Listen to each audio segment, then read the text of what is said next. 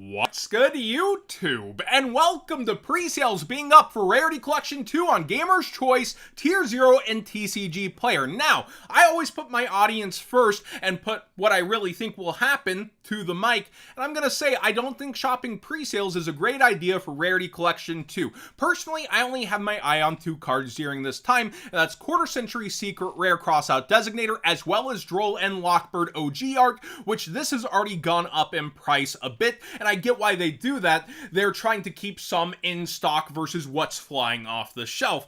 And I think Crossout Designator among all these top cards is the only one that's a meta staple that filters into the cycle of meta games that doesn't have a higher rarity competition versus these reprints and is the most look forward to one. In fact, I could see one day it surpassing its meme presale price, 120 to 145, and one day getting there atop this set. But there is the waifu tax towards the top, and that was selling pretty good early too. Now, I'm gonna back this with some math, right? When we look over here at Rarity Collection 1, there's 2 items on this front page that are not cards. There's 24 total items. By the end of this front page, we're under $20 already. Only one collector rare so far. And when we enter to the second page, it's a pretty steep and fast fall off, right? Like we get down to the $10 already, still in Quarter Century Secret Rares and other rarities starting to pop in.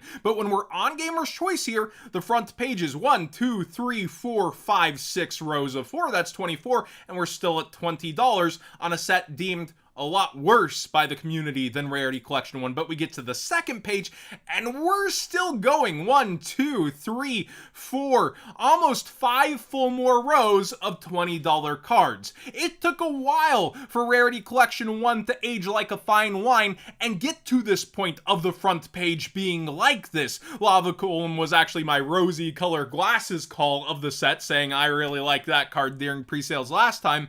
And when it comes to this set, a lot of things went under, but then sharply rose through the first couple of weeks. And I do think you will see a lot of that variance. And also, the top card, Ash Blossom, didn't have that competitor hanging over it. Like IP Masquerena has its original art having a Quarter Century Secret Rare and a Starlight, and is still an IP Masquerena. Although this art did very well in Japan, they did a whole marketing thing around it.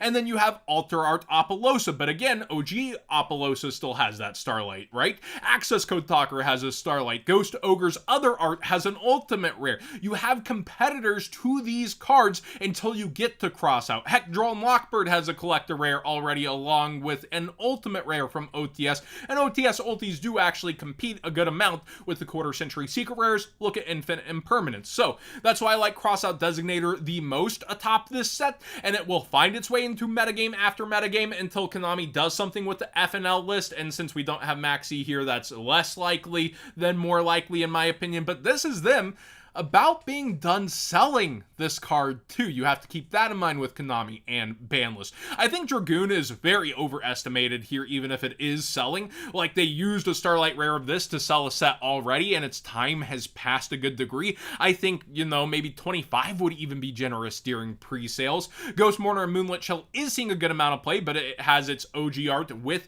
a Starlight Rare. So when it does come to this, I do think there's a future where people collect every single highest rarity version of the Ghost Girls. They're very popular as meta hand trap staples that do unique things in the game, and I do think they are something people will go after over time. But I don't see Access Code Talker necessarily hanging around $70.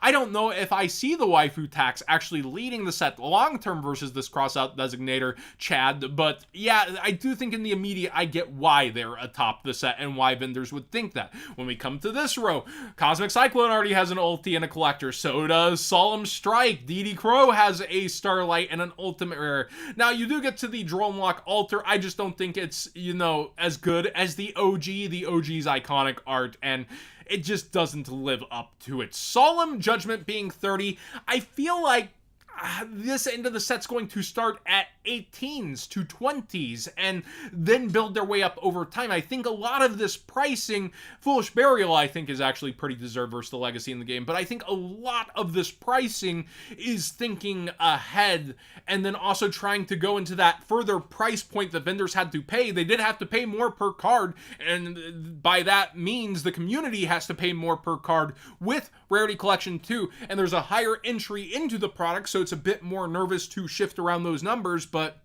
these numbers personally don't math to how they'll actually turn out, in my opinion, largely. Now, Purely actually could be past this. It could actually be 30. It's the Eevee of Yu-Gi-Oh! And it became extremely budget to play this deck with this. A lot of people are going to become big fans of it. Will that take time to impact? And also a Luber, you do have a lot of Despia stands wanting to fully max out their deck.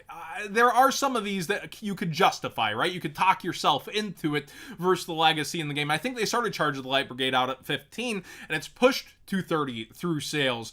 But a lot of the prices are also somewhat close on TCG Player early when we're talking this set. And when they're this close, this early in pre-sales, it's usually not a good sign for the set when they're trying to compete that hard. Usually we're seeing a way bigger percentage hike on TCG Player than the pre-sellers. And when it's this close and you know, it gets closer throughout, it's not a great sign that the set's healthy or going to do good. It's usually not that competitive. Now, Tier 0 was priced up a little on some cards, down on others. When you're at the top end of the set, it looks like a lot of it is a little bit more than you have over at Gamer's Choice. But with Tier 0, when you do get to other cards, you'll see some are actually lower when you're going through. I pointed out a couple to myself earlier, but I've gotten so deep into this discussion.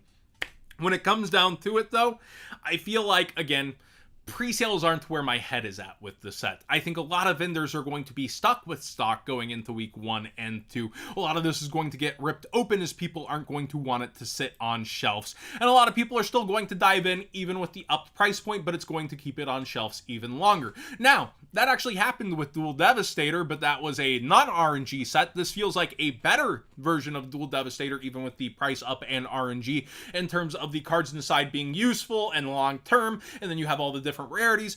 I do think this will actually, over time, age well, but do poor in the immediate. That is just, again, my thoughts. I'm not a financial advisor. I don't see the future. I can only go off experience, the emotions going through the community, and also the numbers as comparing this to Rarity Collection 1.